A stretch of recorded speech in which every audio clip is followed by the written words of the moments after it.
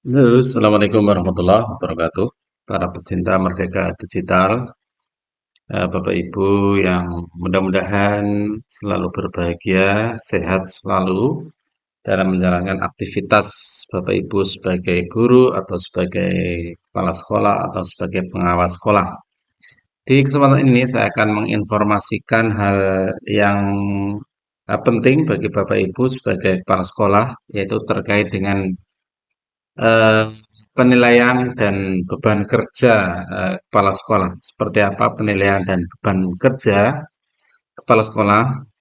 Kita lihat bersama di dalam Permendikbud, Ristek ya, nomor, 40 tahun 2021 tentang penugasan guru sebagai kepala, sekolah. Saya akan melihat langsung di beban kerja dan penilaian di mekanisme, kemudian hmm, penilaian jangka waktu dan penilaian. Ini Bapak Ibu di bab 5 pasal 10 ya, tentang penilaian kinerja kepala sekolah. Seperti apa penilaiannya?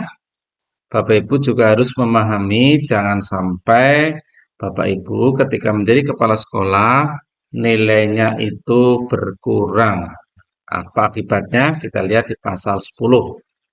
Kita baca Bapak Ibu ya. Penilaian di ayat 1, penilaian kinerja kepala sekolah pada satuan pendidikan yang diselenggarakan pemerintah daerah dilakukan setiap tahun. Ini Bapak Ibu ya, setiap tahun itu dilaksanakan penilaian. Namanya PPKKS. Penilaian prestasi kinerja kepala sekolah. Kalau dulu namanya PKKS, penilaian kinerja kepala sekolah. Tentunya oleh pengawas ya Bapak Ibu ya. Dengan hasil penilaian paling rendah dengan sebutan baik. Nah, ini yang penting Bapak Ibu ya. Jadi jangan sampai kurang atau cukup ya itu maka dapat dikatakan nanti akibatnya nanti seperti apa ya. Untuk setiap unsur penilaian. Ayat 2, dalam hasil setiap unsur penilaian kinerja paling rendah sebagaimana dimaksud pada ayat 1 yaitu baik tidak terpenuhi, maka kepala sekolah yang bersangkutan akan diberhentikan sebagai kepala sekolah. Nah, ini ya, akan diberhentikan karena apa? Nilainya hanya kurang dari baik. Kepala sekolah yang diberhentikan sebagaimana dimaksud itu akan dikembalikan ke dalam tugas pelaksana tugas guru. Jadi akan dikembalikan sebagai guru. Ayat keempat, pengembalian dalam pelaksanaan tugas guru sebagaimana dimaksud pada ayat 3 pada satuan pendidikan yang diselenggarakan pemerintah daerah, dilakukan Dinas Pendidikan Daerah Provinsi, Dinas Pendidikan Daerah Kabupaten atau Kota sesuai dengan kewenangannya dengan mempertimbangkan kebutuhan dan jumlah guru di wilayahnya. Tentunya disesuaikan dengan kebutuhan sekolah dan jumlah di wilayahnya. Akan dikembalikan lagi.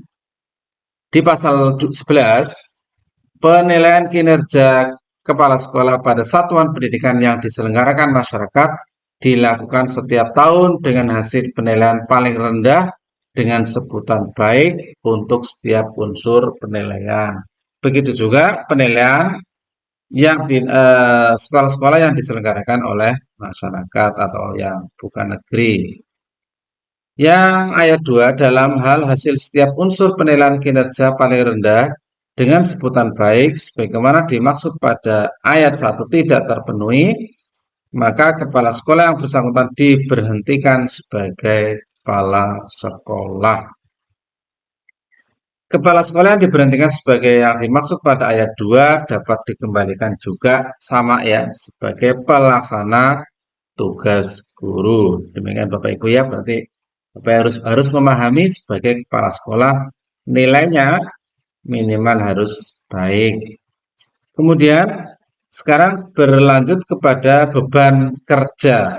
Beban kerja kepala sekolah pada satuan pendidikan yang diselenggarakan pemerintah atau masyarakat. Jadi pemerintah juga ya, juga masyarakat juga ya. Jadi tidak hanya yang negeri saja, tetapi juga yang swasta juga harus ada penilaian. Di bab 6, pasal 12. Beban kerja kepala sekolah untuk pelaksanaan tugas pokok manajerial, pengembangan kewirausahaan, dan supervisi kepada guru dan tenaga kependidikan. Jadi tugasnya adalah manajerial, pengembangan kewirausahaan, dan supervisi kepada guru dan tenaga kependidikan. Beban kerja kepala sekolah yang dimaksud pada ayat 1, tujuannya apa? Satu, mengembangkan pembelajaran yang berpusat pada peserta didik. Mewujudkan lingkungan belajar yang aman, nyaman, dan inklusif. Kemudian C, membangun budaya refleksi dalam pengembangan warga satuan pendidikan dan pengelolaan program satuan pendidikan. D, meningkatkan kualitas proses dan hasil belajar peserta didik.